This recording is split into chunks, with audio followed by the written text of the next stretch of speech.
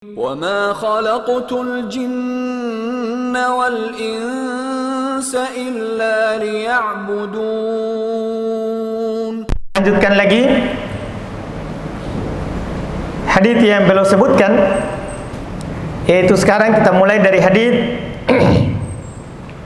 530. Kita akan ambil dan membaca langsung beberapa hadits. Setelah itu baru kita jelaskan fikih yang terkandung di dalamnya, yaitu dari hadits 530 kita akan baca sampai hadits 537. Jadi langsung 7 hadits, karena dalam pembahasan memandikan jenazah ini beliau bawakan banyak hadits. Ada sekitar 7 hadits. Kata beliau rahimahullah, kita baca hadits yang pertama. An Aisyah radhiyallahu taala anha qalat kufina Rasulullah sallallahu alaihi wasallam fi thalathati athwabin abidin suhuliyatin min kursufin laisa fiha qamisun wala imamah, muttafaqun alaih. Ini hadis pertama riwayat Imam Al-Bukhari dan Imam Muslim. Kata beliau dari Aisyah radhiyallahu taala anha, beliau berkata, Rasulullah sallallahu alaihi wasallam dikafani dengan 3 lapis kain bid, warna putih, suhuliyah, bersih, min kursuf, ini bahan kainnya dari kursuf, kain katun, laisa fiha qamis wala imamah, yang mana di dalam 3 kain kafan ini tidak ada baju, jubah, pakaian dalam, dan tidak ada imamah. Maksudnya beliau dibungkus hanya dengan 3 lapis kain. Wa Ibnu Umar radhiyallahu taala anhuma qala lamma tuwfiya Abdullah ibn Ubay jaa ibnuhu ila Rasulillah sallallahu alaihi wasallam faqala a'tini qamisak ukaffinuhu fihi fa'atahu, muttafaqun alaih. Dari Ibnu Umar radhiyallahu taala anhuma, tatkala Abdullah bin Ubay wafat, datang anaknya kepada Rasulullah sallallahu alaihi wasallam. Dia bilang, berikan kepadaku bajumu, saya akan mengkafaninya, yaitu bapaknya, dengan jubah tersebut. Maka Nabi memberikannya. Muttafaqun alaih. Ini juga riwayat Imam Al-Bukhari dan Imam Muslim. Nanti akan ada fikihnya, bolehnya mengkafani orang meninggal dengan jubah, kemudian kain kafan lagi di luarnya, dihitung nanti lapisnya insyaallah. Di berikutnya hadits ketiga, wa Ibnu Abbas radhiyallahu taala anhuma anna Nabiy sallallahu alaihi wasallam qala ilbasu min thiyabikumul bayad fa innaha min khairi thiyabikum wa kaffinu fiha mautakum. Rawahul khamsah illa Nasa'i. Hadits ini diriwayat oleh Imam 5 kecuali Imam Nasa'i. Berarti maksudnya Imam Ahmad, Abu Daud, Ibnu Majah, At-Tirmidzi. Yang hilang dari Imam 4 adalah Imam An-Nasa'i.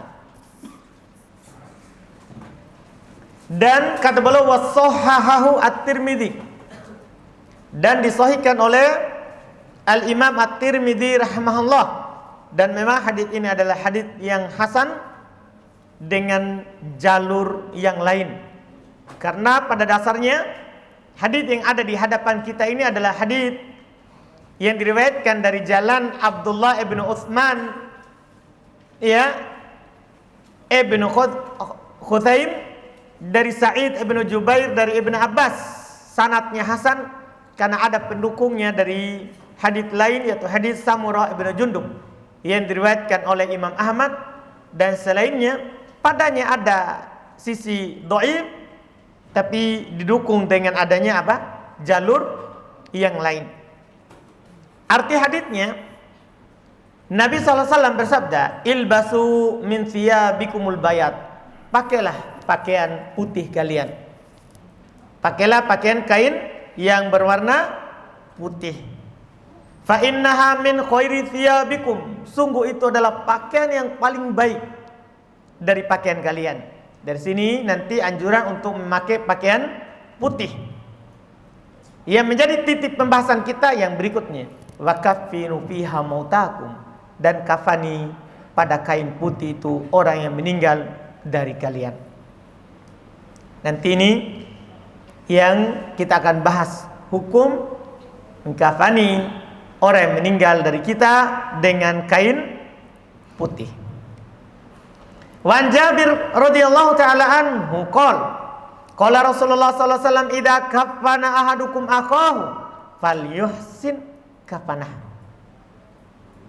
Rawahu Muslim. Kalau ini riwayat Imam Muslim. Dari Jabir kata beliau berkata Rasulullah sallallahu alaihi wasallam bersabda, apabila salah seorang dari kalian mengkafani saudaranya, maka hendaklah dia perbagus kafannya. Hendaklah dia perbagus kafannya. Wa anhu, juga dari Jabir radhiyallahu taala anhu, qala, beliau berkata, kana an-nabiy sallallahu alaihi wasallam yajma'u bainar rajulaini min qatla Uhudin fi thawbin wahidin thumma yaqulu ayyuhum aktsaru akhdan lil Qur'an fayuqaddimuhu fil lahat wa lam yughassilu wa lam yusalla alaihim. Darinya juga dari Nabi sallallahu alaihi wasallam bahwa Nabi sallallahu alaihi wasallam sebenarnya ini terselip, ya, tidak terurut ini hadis ini. Ini mungkin karena disebutkan oleh para ulama. Al-Hafidz bin Hajar rahimallahu taala menulis buku ini dari hafalannya. Jadi seharusnya ini hadis yang ada nih, yang nomor ini 534 ini dibahas nanti di permasalahan lahat, masalah menguburkan orang yang meninggal. Iya, seharusnya, karena tidak ada kaitannya dengan apa? Kain kafan. Jadi kata beliau adalah Nabi SAW mengumpulkan dua orang yang terbunuh di perang Uhud di dalam satu kain. Ini di sini sisinya, cerita awalnya. Dalam satu kain. Kemudian Nabi berkata, siapa di antara mereka yang paling banyak menghafal Quran? Kemudian dia dikedepankan di lahat, kan dikubur dalam satu lubang. Dan satu kain juga. Dari sini nanti juga kita akan bahas, boleh mengkafani dua dalam satu kain kafan kalau tidak ada kain kafan. Walam yughassilu walam yusalla alaihim. Mereka tidak memandikannya karena orang yang mati syahid tidak dimandikan. Tidak dimandikan. Walam yusalla alaihim, dan tidak mensolati mereka. Rawahul Bukhari. Kalau ini riwayat Imam Al-Bukhari. Kemudian hadis berikutnya, wa an Ali radhiyallahu taala anhu qol, dari Ali radhiyallahu taala anhu beliau berkata, sami'tu Nabiy sallallahu alaihi wasallam yaqul, saya mendengar Nabi sallallahu alaihi wasallam bersabda, la tughalu fil kafani fa innahu yuslabu sari'an. Rawahu Abu Daud. Diriwayatkan oleh Imam Abu Daud. Hadis ini hadis dhaif. Tapi beliau sampaikan ada yang beliau inginkan. Nanti kita akan lihat pembahasan fikihnya. Hadis dhaif karena hadis ini diriwayatkan dari jalan Amr ibn Hashim, ya, dari Ismail ibn Abi Khalid, dari Asy-Sya'bi, dari Ali. Rawi yang bernama, ini sanad-sanad yang dhaif kalau begini bentuknya. Disebutkan oleh ulama hadis. Kenapa? Karena Amr ibn Hashim itu rawi yang dhaif. Itu pertama. Amr ibn Hashim rawi yang dhaif. Dan juga ada sebab kedua, hadis ini terputus sanadnya. Disebutkan oleh para ulama. Kenapa? Karena Asy-Sya'bi itu tidak mendengar dari Ali bin Abi Thalib kecuali satu hadis. Apa itu hadisnya? Yaitu para ulama hadis meneliti. Ini Asy-Sya'bi rahimahullah, ulama hadis kuat. Kalau Asy-Sya'bi, tadi yang dhaif adalah yang sebelumnya, Amr ibn Hashim. Dalam riwayat hadis ini ada rawi yang bernama Asy-Sya'bi. Asy-Sya'bi ini rawi kuat. Tapi dia tidak mendengar dari Ali bin Abi Thalib kecuali satu hadis, yaitu hadis tentang Ali merajam seorang yang telah melakukan apa? Zina. Selain itu tidak diterima. Sanadnya apa? Terputus karena dia cuma mendengar satu hadis. Jadi kalau ada dia menukil hadis yang lain, dhaif. Dhaif. Jadi hadisnya inqita. Dua sebab ini menunjukkan hadisnya tidak bisa diterima. Tapi kita lihat maknanya. Dari Ali bin Abi Thalib radhiyallahu taala anhu, beliau berkata, saya mendengar Nabi SAW bersabda, la tughalu fil kafan. Jangan kalian bermahal-mahal dalam kain kafan. Ini maksudnya sebenarnya penulis mau kompromikan dengan hadis sebelumnya. Kan tadi kan hadis bilang, kalau kalian mengkafani saudara kalian, maka perbaguslah kafannya. Maksud perbagus apa? Ini yang mau dikompromikan dengan hadis dhaif itu nanti. Iya. Kata beliau, jangan kalian bermahal-mahal dalam kain kafan. Fa innahu yuslabu sari'a, kan itu akan rusak cepat di dalam kubur. Karena kalau membusuk mayat, rusak kain kafannya. Wa an Aisyah radhiyallahu taala anha. Hadis berikutnya, karena kita bilang tadi akan membaca 7 hadis. Iya, supaya sekaligus sebentar kita akan menjelaskan hukum fikihnya. Wa an Aisyah radhiyallahu taala anha, anna Nabi sallallahu alaihi wasallam qala laha, "Law mutti qabli faghassaltuki." Ya, ini juga sebenarnya hadis tentang memandikan. Sudah lewat pembahasan kita apa? Memandikan. Dari Aisyah, atau kita akhirkan saja itu untuk menjelaskan kembali nanti memandikannya, yaitu hukum seorang suami memandikan istrinya, demikian pula sebaliknya. Ini nanti kita akhirkan saja. Iya. Baik, ini berarti kita baca 5 hadis. 5 hadis ini dibawakan oleh Al-Hafidz Ibnu Hajar rahimahullahu taala untuk menjelaskan hukum seputar mengkafani jenazah. Apa hukum mengkafani jenazah? Itu yang paling pertama. Sepakat para ulama bahwa mengkafani jenazah itu fardu kifayah. Apa artinya fardu kifayah? Kalau sudah ada yang melakukannya, gugur dosa dari yang lain. Itu hukumnya. Tapi kalau tidak ada yang mengkafaninya, maka seluruhnya berdosa. Seluruhnya berdosa. Ini kesepakatan dinukil oleh Al-Imam An-Nawawi rahimahullahu ta'ala dan yang lainnya. Ya, berdasarkan ada di hadis tadi yang kita baca, bahwa Nabi SAW memerintahkan kita untuk mengkafani orang yang meninggal. Iya. Kemudian dibahas oleh para ulama, siapa yang wajib mengkafaninya dan membelikan kain kafannya. Yang wajib disebutkan oleh Imam An-Nawawi rahimahullahu taala dalam kitab Al-Majmu', wa yajibu fi malihi. Wajib kain kafan itu dari hartanya si mayit. Itu yang wajib.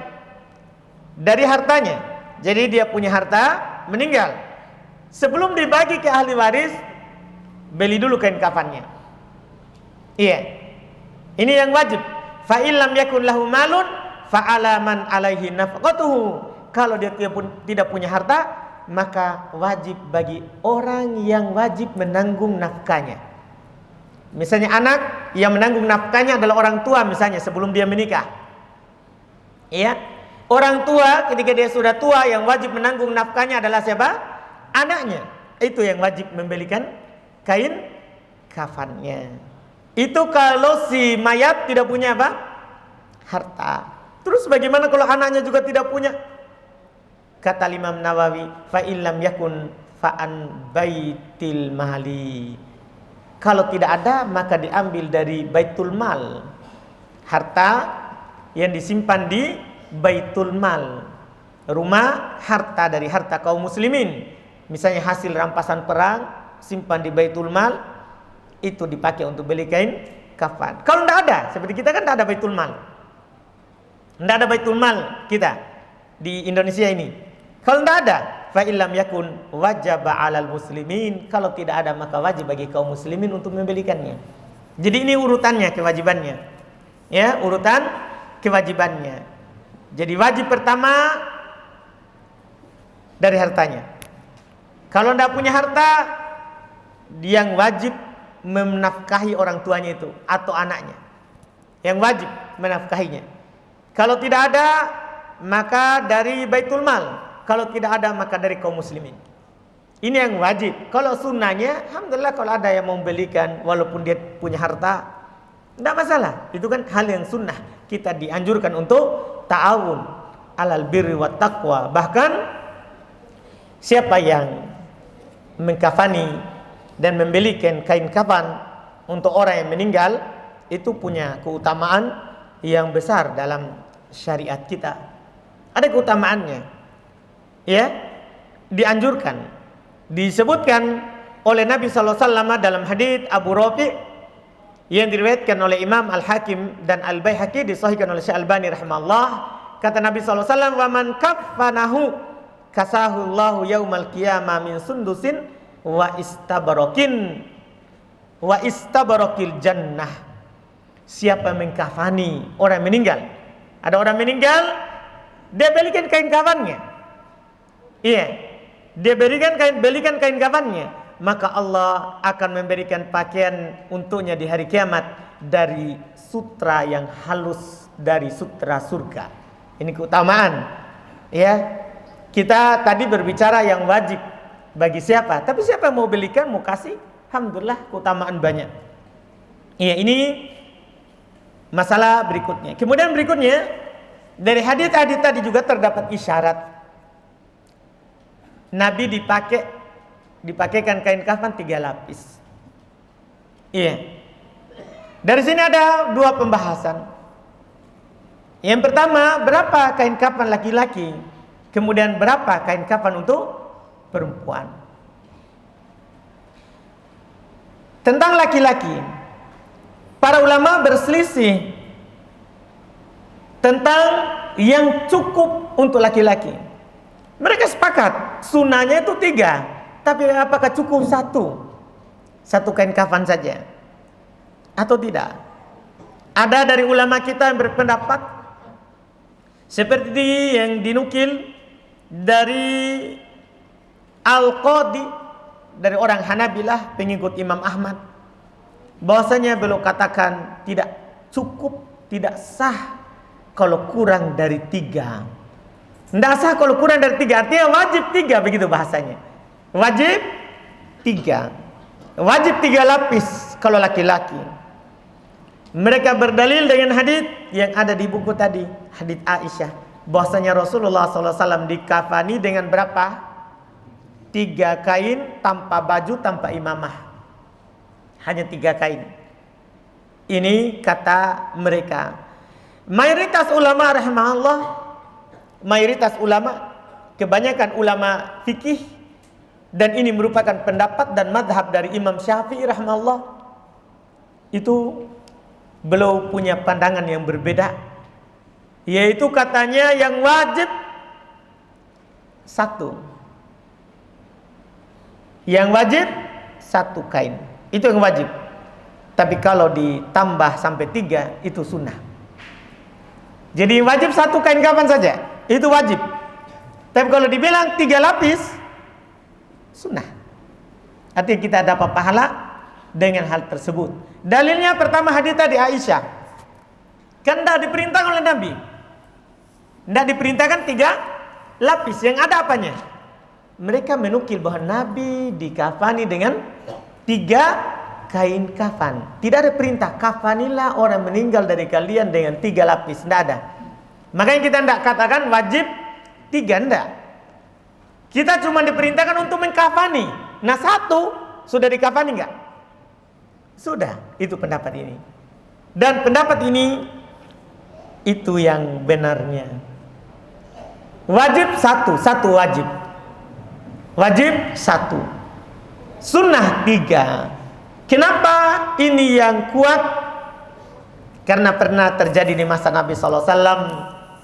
Ada sahabat yang meninggal. Di kisahnya Mus'ab ibnu Umair. Ini sahabat Nabi. Dalam kejadian belum meninggal, tidak ada kain kafannya kecuali burdanya. Burda itu sesuatu yang dipakai di belakang begini untuk umroh. Ya, bisa juga yang dibawa karena sama saja pakaian di sini sama di yang dipakai sarung. Itu namanya burda. Jadi dia tidak punya kecuali kain seperti itu, seperti kain orang yang berumroh. 1 lembar saja. 1 lembar saja. Dia tidak punya. Ketika mereka menutup bagian kepalanya, terbuka bagian kakinya. Kalau mereka menutup bagian kakinya, terbuka bagian kepalanya. 1 saja. Maka kata Nabi, tutup bagian kepalanya dan bagian kakinya tutup dengan idkhir, rumput. Iya, ini sahabat. Iya. Apa yang kita bisa ambil dari sini? Kata para ulama, kalau wajib 3, pasti Nabi meminjam yang lain. Kan banyak sahabat yang lain yang punya pakaian. Kan begitu kalau wajib 3. Tapi ini Nabi mencukupkan dengan apa? 1. Itu pun tidak sampai menutupi. Ini menunjukkan cuman wajib 1. Kalau ada 3 kelebihan, alhamdulillah itu sunnah. Ini tentunya yang dipegang oleh Imam Syafi'i rahimahullah taala dan mayoritas ulama di sini yang lebih kuat. Yang lebih kuat. Bagaimana kalau perempuan? Bagaimana kalau perempuan? Para ulama rahimahullah taala juga berselisih tentang perempuan. Berapa kain kafan untuk perempuan? Berapa kain kafan untuk perempuan?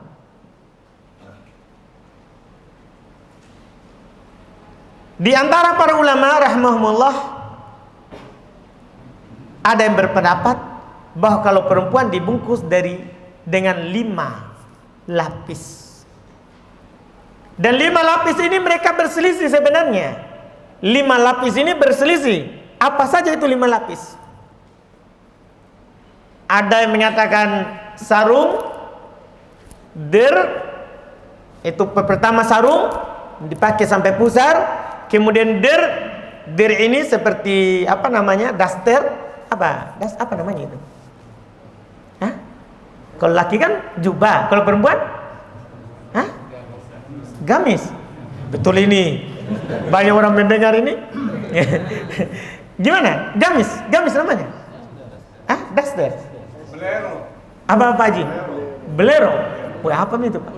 Iya. Iya. Oh, sampai ya. Baik.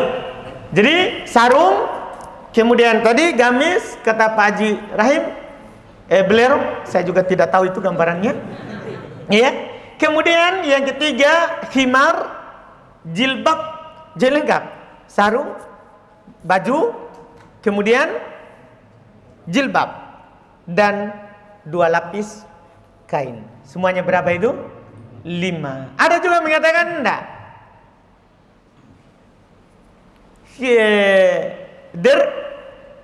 Tadi daster, jilbab dan 3 lapis kain. Jumlahnya berapa itu? 5. Yang jelas mereka berselisih tentang 5-nya ini. Tentang 5-nya ini. Intinya mereka berpendapat kalau perempuan 5 lapis. Mereka berdalil dengan hadits Laila bintu Qaib Ats-Tsaqafiyah dalam riwayat Imam Abu Daud. Dalam riwayat Imam Abu Daud, dia berkata, kuntu fi man ghassala Ummu Kulthum binta Rasulillah sallallahu alaihi wasallam inda wafatiha. Saya katanya termasuk orang yang memandikan Ummu Kulthum ketika dia wafat. Ketika dia wafat. Putri dari putri Rasulullah sallallahu alaihi wasallam. Fakana awwalu ma a'tana Rasulullah, maka yang paling pertama Rasulullah berikan kepada kami al-hiqa, sarungnya. Maksudnya ketika selesai mandikan, sekarang sudah mau dikafani. Yang pertama diberikan oleh Nabi kepada kami adalah al-hiqa, sarung. Tsumma dir', kemudian tadi daster, belero Pak. Kemudian tsummal khimar, kemudian jilbab. Tsummal malhafah, tsumma udrija ba'du fi thawbil akhar. Kemudian setelahnya kain yang membungkus, kemudian setelahnya lagi satu kain. Berarti semuanya berapa? 5. Ini yang mereka pakai berdalil. Tapi hadis yang dipakai ini adalah hadis yang dhaif dalam riwayat Abu Daud. Kenapa? Karena dalam sanadnya Syekh Albani dhaifkan. Hadis ini yang dipakai, jadi tadi yang sarung, daster tadi dengan jilbab, kemudian 2 lapis kain, hadis dhaif. Dalam riwayat Abu Daud didhaifkan oleh Syekh Albani rahimahullah. Sudah mungkin mempersusah juga kita, karena harus ada pakaiannya. Orang meninggal mau dipakaikan pakaian, ini susah ini. Iya, orang meninggal. Ini hadis dhaif, didhaifkan oleh Syekh Albani rahimahullah. Kenapa? Karena di dalam sanadnya ada rawi yang bernama Nuh bin Hakim Ats-Tsaqafi. Ini orang majhul al-ain. Kalau dibilang majhul hal, tidak ditahu keadaannya, thiqah atau tidak, terpercaya atau tidak. Ini majhul ain, orangnya tidak tahu. Orangnya tidak ditahu. Iya, makanya dengan itu hadisnya didhaifkan. Sementara pendapat kedua, bahwa perempuan juga dikafani dengan 3 lapis kain seperti laki-laki. Kenapa? Apa dalilnya? Karena asal dalam syariat itu sama antara laki-laki dan perempuan. Kecuali kalau ada hadis yang membedakannya. Ini tidak ada hadis. Ada hadis tapi apa? Dhaif. Asalnya sama. Ini pendapat sebagian dari salaf, orang terdahulu, dan Syekh Ibnu Utsaimin rahimahullahu taala condong kepadanya. Syekh Utsaimin rahimahullahu taala condong kepadanya. Ini insyaallah yang kuat. Kalau seandainya hadisnya tadi sahih, kita bisa berpaling ke situ. Tapi dhaif. Makanya kita lebih pakai pendapat yang kedua ini, yaitu sama antara laki-laki dan perempuan. Sama antara laki-laki dan perempuan. Iya. Kemudian masalahnya juga, di antara masalah yang disebutkan, hukum mengkafani dengan komis, dengan pakaian yang sudah jadi. Disebutkan oleh Ibnu Qudamah rahimallahu taala, boleh, tidak makruh mengkafani orang yang meninggal dengan komis, iya, kemudian sarung dan 1 kain kafan. Karena komis ini tidak dilapisi lagi 3, karena komis hitung 1. Jubah, baju begini, kemudian sarung, kemudian 1 dari luar, kain kafan. Boleh, tidak makruh. Dalilnya apa? Kita katakan boleh karena Rasulullah SAW ketika meninggal ini, ya, Abdullah ibn Ubay kan meninggal. Anaknya datang kepada Rasulullah minta apanya Rasulullah? Gamisnya, untuk dipakaikan ke siapa? Ke yang meninggal itu. Dan Rasulullah berikan. Dari situ kalau seandainya tidak boleh, Rasulullah tidak akan memberikannya, dan pasti beliau bilang tidak boleh kafani dengan pakai apa? Pakai kain yang sudah berjahit dengan gamis tadi itu. Iya. Dan dari sini juga ulama menjelaskan, karena pernah Haji Rahim alhamdulillah pas beliau datang, pernah beliau bertanya apa hukum mengkafani dengan kain ihram. Kain ihram boleh. Jadi satu dipakai bersarung, satu dipakai di atasnya, berarti tinggal satu di bagian luarnya supaya dapat 3. Karena kalau mau dibungkus pakai itu, dalam artian dari atas sampai ke bawah tidak cukup. Jadi caranya satu dikasih seperti sarung, kemudian satu di atasnya lagi begini, kemudian dibungkus dengan kain yang luas di luarnya. Boleh. Itu sudah terhitung 3. Sudah terhitung 3. Ini hal yang dibolehkan. Kemudian disunahkan kain kafan. Disunahkan kain kafan itu berwarna putih. Bahkan sebagian ulama rahimahumullah ta'ala menukil kesepakatan sunnah yang warna putih. Walaupun kalau kita bungkus dengan warna lain selain putih boleh, tapi sunnahnya apa? Warna putih. Kenapa bilang sunnah? Hadis yang ada di hadapan kita, Rasulullah dibungkus, dikafani dengan kain putih. Ini sunnah, kain putih. Walaupun yang lain boleh. Kemudian juga disunahkan putihnya di sini adalah putih bersih. Berdasarkan hadis tadi, hadis yang kita baca dari hadis Aisyah, bahwa Rasulullah SAW dikafani dengan kain putih suhuliyah, putih bersih. Putih bersih. Walaupun di sana ada hadis yang menjelaskan bahwa Rasulullah SAW dibungkus dengan kain putih bergaris, tapi dhaif. Jadi putihnya putih bersih. Dan putih bersih ini sunnah yang bagus kainnya, bukan yang mahal. Kainnya yang bagus. Adapun yang mahal, para ulama menjelaskan itu haram membeli kain yang mahal. Dalilnya apa? Ada hadis di buku tapi dhaif. Namun para ulama menjelaskan juga tetap haram karena berdalil dengan hadis riwayat Imam Al-Bukhari dan Imam Muslim yang lain, yang umum, bukan terkait dengan kain kafan. Tapi bisa diarahkan ke situ karena maknanya memang cocok. Yaitu dalam hadis itu dikatakan, Anan Nabi sallallahu alaihi wasallam qala innallaha harrama alaikum uququl ummahat wa'dul banat wa man anwahat wa karihalakum kila wa qal wa katratus su'al wa idaatul mal. Bukhari Muslim. Memang hadis yang di buku yang ada di hadapan kita dhaif.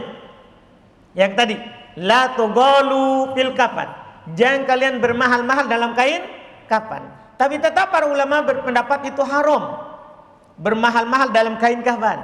Kenapa? Karena hadisnya dikatakan dari sahabat Al-Mughirah bin Syu'bah, Nabi SAW bersabda, Allah Subhanahu wa taala mengharamkan atas kalian uququl ummahat, durhaka kepada orang tua, wa wa'dul banat, mengubur anak perempuan dengan hidup. Ini kebiasaan orang jahiliyah dulu. Wa man anwahat, suka menahan. Iya? Artinya tidak suka memberi, tapi suka menerima. Man'un artinya tidak mau memberi, tapi suka. Hat, sini. Iya. Suka. Iya. Tidak suka memberi, suka menerima. Iya, ini bahaya juga ini. Dilarang dalam syariat kita. Iya.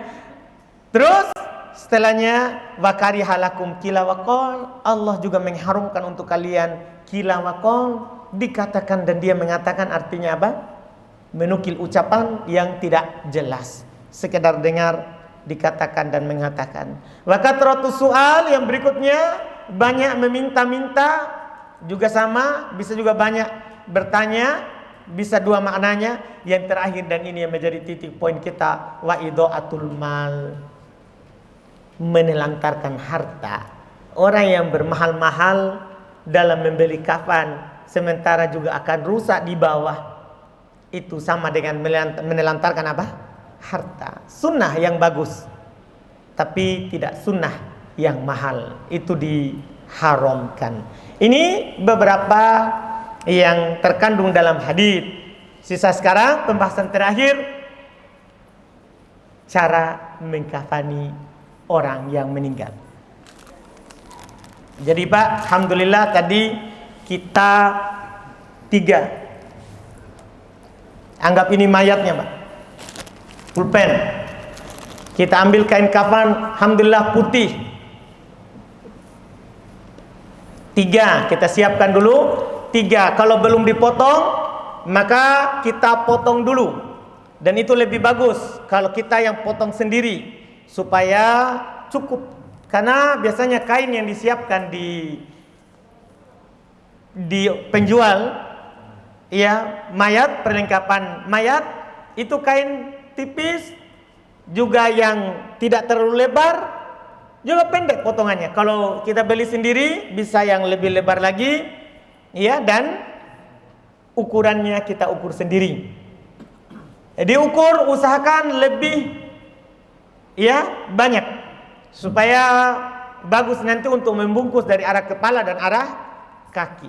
Kalau kita kasih lebih, misalnya 50 cm dari tinggi mayat, sudah bagus. Artinya nanti tinggal 25 di atas, 25 di bawah. Atau bahkan sebagian teman-teman bilang, karena biasanya mayat itu setelah meninggal berubah ukurannya, kadang lebih. Jadi jangan patokannya waktu dia hidup, jangan diukur ulang saat dia sudah meninggal, karena biasanya karena tulang-tulangnya sudah merenggang begitu, tambah tinggi. Jadi kita ukur ulang dan kita lebihkan. Kalaupun 70 bagus, 60 juga sudah tidak apa-apa, atau 50 lebihnya, supaya nanti bisa dikasih lebih. Terus jadi caranya, kita letakkan kain kafan. Kalau sama-sama bagus, maka tidak ada masalah. Tapi kalau ada yang bagus dan ada yang kain lama misalnya, maka letakkan yang paling bawah kain yang paling bagus. Kain yang paling bawah adalah kain yang paling bagus. Kalau beda, kalau sama, alhamdulillah. Setelah diletakkan, maka kita kasihkan parfum. Setelah kasih parfum, kita letakkan lagi yang kedua. Iya, yang kedua. Iya, yang kedua. Kita letakkan yang kedua. Kemudian yang ketiga, kasih lagi parfum. Kemudian yang ketiga. Sebelum ini diletakkan ini, kita siapkan kain kafan untuk ikat, atau bisa kain tali yang lain, tali rafia misalnya, yang tidak menyakiti si mayat. Boleh dari kain kita potong dan kita letakkan di bagian kepala, di bagian dada sini, di paha, kemudian paling bawah. Ya, paling bawah. Berapa jumlahnya tidak ditentukan, kan ini dibutuhkan saja. Sesuai dengan apa? Kebutuhan. Tidak ada ketentuannya. Sesuai dengan kebutuhan. Kan ini kalau tidak dibutuh, tidak perlu. Tidak perlu. Kalau tidak dibutuh, misalnya sekarang kan ada biasanya dari luarnya lagi ada yang seperti kain yang terpal itu, yang putih itu, apa namanya itu? Hah? Apa? Kain plastik. Baik, itu dari luarnya. Jadi itu yang diikat. Tidak masalah. Intinya bagaimana ini mayat, kain kafannya nanti tidak terbuka. Itu saja masalahnya. Jadi setelah ini diletakkan, maka di bagian pantatnya dikasih kapas, supaya kalau ada yang keluar, misalnya ada cairan, misalnya ada air masuk, keluar, tidak sampai keluar. Ya, jadi di bagian sini kain pakai kapas dan dikasih apa? Parfum. Setelah itu selesai disiapkan. Kemarin kan pekan lalu alhamdulillah kita sudah mandikan mayat pekan lalu, baru sekarang dikafani. Ya, kan setelah dimandikan kita lap dan kita tutupi. Setelah dilap itu kita tutupi lagi pakai kain yang menutupi seluruh badannya, dan kita tarik kain yang kita tutupi auratnya tadi yang basah, kita tarik dari bawah, keluarkan. Ya kan? Setelah itu kita angkat mayatnya dan kita letakkan di kain kafan ini. Bagian kepalanya lebih banyak sisa kainnya daripada bagian kaki. Iya. Kita letakkan seperti ini. Kita letakkan. Setelah kita letakkan, maka kita kasih lagi parfum. Kita kasih parfum seperti orang hidup. Di mana antum biasa kasih parfum? Di leher, bagian telinga, ya, jidat. Di mana kita biasa pakai parfum? Kita kasihkan parfum. Setelah kita kasih, maka kita bungkus. Cara bungkusnya ada dua. Dijelaskan oleh Ibnu Qudamah rahimallahu taala dalam kitab Al-Mughni. Jadi cara bungkus ada dua. Boleh kita langsung ambil ini, kiri dan kanan, langsung kasih sama begini. Sama boleh. Dipegang di sini, tentunya berapa? 2 orang atau 3 orang. Pegang dulu, diangkat begini, baru tarik kain yang menutupi tadi. Setelah yang pertama ini, kita tarik kainnya, tarik keluar dari bawah. Sudah keluar, ini kain ini yang pertama ini tadi. Jadi ini yang pertama yang kasih begini tadi, boleh kita kasih begini. Nih di apa namanya ini? Digulung sampai merapat. Digulung. Ada cara yang kedua sebenarnya lebih bagus dan itu lebih tidak terbuka sebenarnya, yang dijelaskan oleh Ibnu Qudamah rahimallahu taala. Perhatikan ini cara. Kita ambil kain dari bagian kanannya. Kita ambil kain dari bagian kanannya dan kita bawa ke posisi kirinya, badannya. Jadi ini kan badannya kecil sekali ini ya, mayatnya ini ya.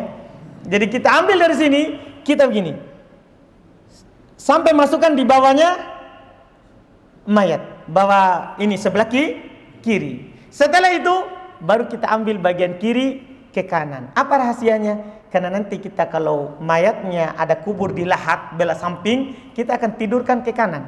Kalau kita tidurkan ke kanan, kainnya tidak jatuh. Kalau kita dari kiri ke kanan, berarti kainnya akan jatuh dari sini nanti pas begini. Itu fungsinya kenapa kita dari kanan kemudian ke kiri. Karena saat dia tidur begini, berarti kainnya pas begini. Tapi kalau begini kan begini nanti jadinya jatuh terbuka. Paham hikmahnya? Jadi kita ambil dari kanan, baru tutup dengan yang kiri. Ini tidak perlu gulung-gulung. Ini lebih kuat. Ini lebih kuat. Lebih bagus ini dijelaskan oleh Ibnu Qudamah rahimallah. Ini paling bagus dan lebih mudah. Tapi tentunya kalau kainnya lebar. Biasanya kan kain tidak sampai ke sini kita bisa tutupi. Jadi lihat saja keadaan. Pada dasarnya ini paling bagus. Ini paling bagus. Ya, ini pertama selesai. Yang kedua sama dengan yang pertama. Kanan baru apa?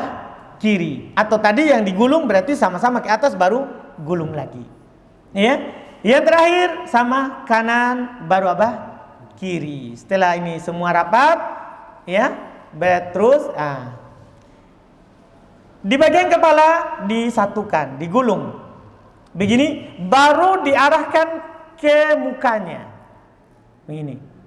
Baru diikat dengan tali yang kita sudah siapkan di bawahnya ini. Kan langsung kelihatan ini talinya tadi, kainnya. Diikat dengan ikatan yang mudah dibuka. Ikatan apa itu? Ikat pita katanya. Baik, alhamdulillah banyak tahu istilahnya. Alhamdulillah. Jadi diikat dengan ikat pita. Ini diikat. Di kaki juga begitu. Digulung dan diarahkan ke mukanya. Kemudian diikat juga dengan ikat pita. Kenapa? Karena di dalam kuburan setelah kita letakkan, sunnah untuk dibuka itu ikatannya. Ya, untuk ikatannya. Kalau tidak dibuka tidak apa-apa juga, tapi tersiksa. Antum hidup gimana kalau diikat terus? Kan begitu? Iya, sunnah diikat. Kalau tidak diikat, tidak keluar jadi tidak dibuka, tidak keluar jadi pocong. Tidak ada cerita jadi pocong, itu setan. yang merusak keyakinan kaum muslimin. Orang meninggal tidak akan mungkin keluar, karena sudah kehidupan apa? Barzahiyah. Nah, saya lihat orangnya Ustaz, mukanya. Setan bisa meniru mukanya. Tidak ada Pak Haji.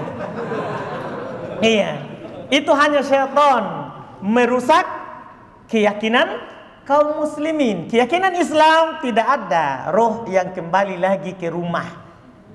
Tidak ada. Apalagi pocong. Tidak ada. Itu setan. Dan tujuannya untuk nakuti. Untuk menakut-nakuti. Jadi walaupun tidak dibuka, tidak gentayangan. Tidak bisa, gimana caranya sudah ditutup. Ya. Jadi sunnah dibuka. Ya. Dengan ini selesai. Hah? Ya? Aman nih. Iya, alhamdulillah.